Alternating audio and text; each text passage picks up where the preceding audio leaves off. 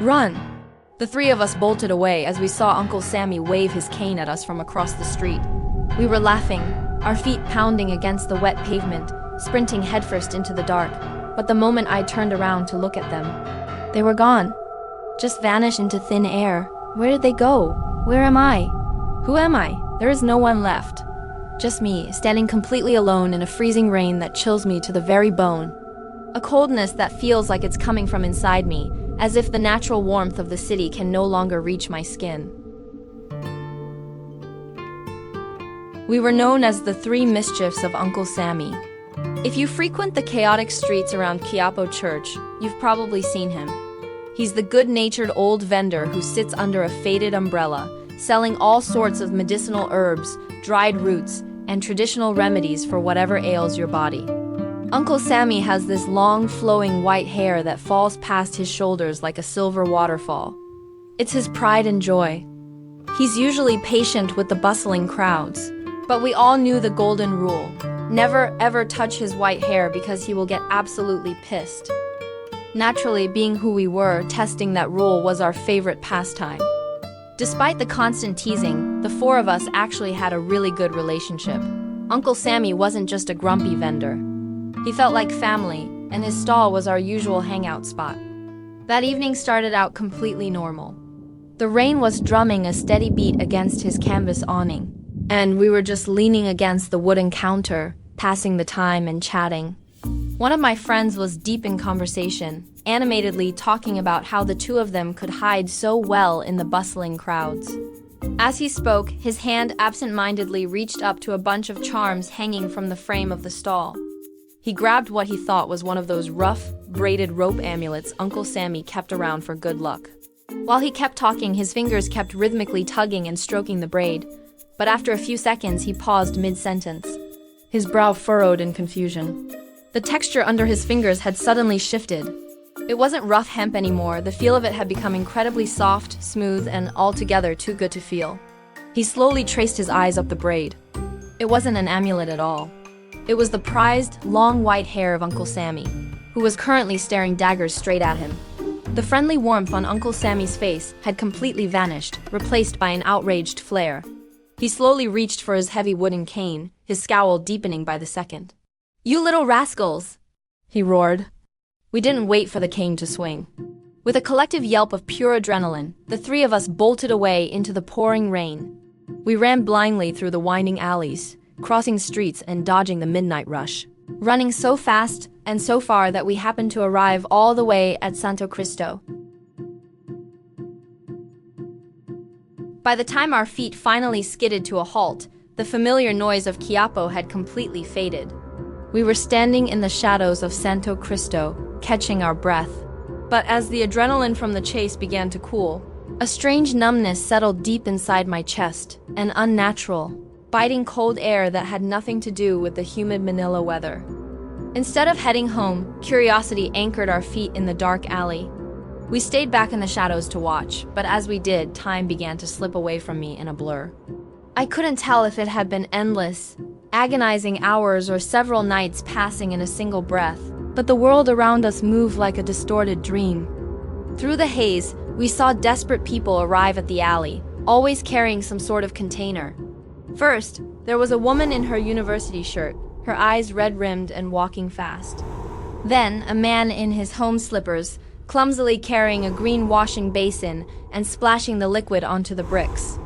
They all moved with a desperate, heavy sorrow, their eyes fixed on that single, unremarkable brick wall across the street.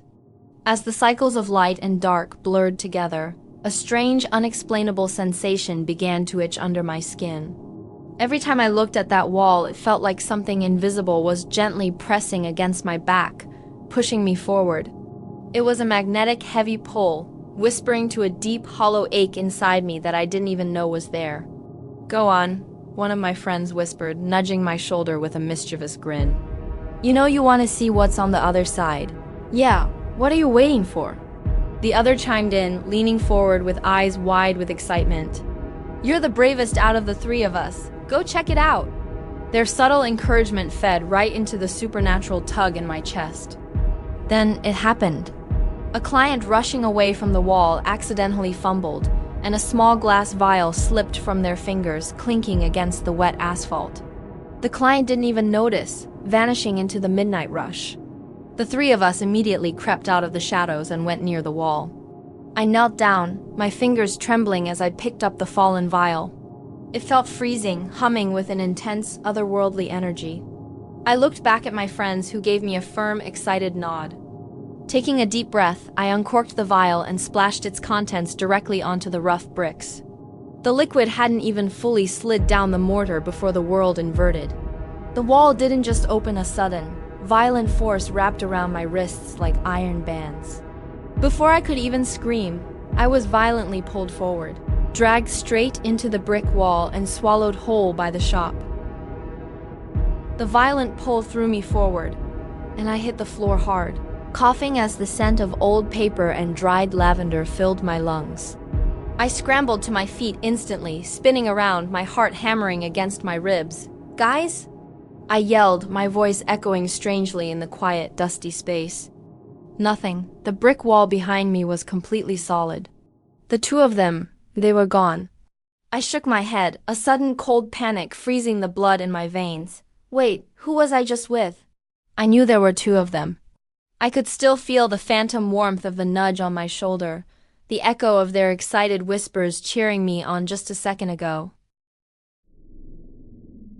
But when I tried to picture their faces, there was an absolute, terrifying void. They had vanished into thin air. And as I desperately tried to grasp onto their memories, a chilling truth began to dawn on me. They never had names. I couldn't remember them ever eating, sleeping, or doing anything other than seamlessly following me through the dark. They hadn't been street kids at all. But before I could process the terror of my missing friends, the emptiness in my head didn't stay empty. Instead, a rush of heavy, ancient knowledge began to bloom and unlock directly inside my mind. It didn't feel like a voice from the outside. It felt like a dam breaking inside my own skull, forcing me to remember things I had completely lost to oblivion. I'm not from Quiapo. The realization hit me like a physical blow. Images began to flash behind my eyelids, sharp and vivid. I saw a cozy sunlit kitchen. I saw an office desk stacked with paperwork, a job. And then the most painful, beautiful image of all materialized in my mind. A face. My lover, the person whose warmth I had been missing this entire time. A rush of pure emotion flooded my chest as our home, our life, and our memories together suddenly came rushing back. I had amnesia. I had forgotten everything that actually mattered. But right alongside that beautiful flood of memories, a stark, chilling instruction etched itself into my thoughts, vibrating with absolute urgency from the shop itself. Go home. Do not look back. Time is running out. I gasped, looking around the empty, glowing shop, my breath catching in my throat. The clock was ticking, and my real life was waiting on the outside. Driven by the terrifying countdown echoing in my mind, my feet sprinted across the city, guided by a map my heart had suddenly remembered. When I reached the familiar gate of our home, my chest was heaving. I pushed the door open, stepping out of the rain and into the dark living room. "I'm home," I whispered, my voice trembling. Silence. The house was freezing, wrapped in a suffocating stillness. I slowly walked toward the bedroom, my eyes locking onto the dark silhouette at the edge of the bed. He was sitting there, slumped forward, completely motionless. I rushed to his side, my hands trembling as I reached out to touch his arm. He was freezing.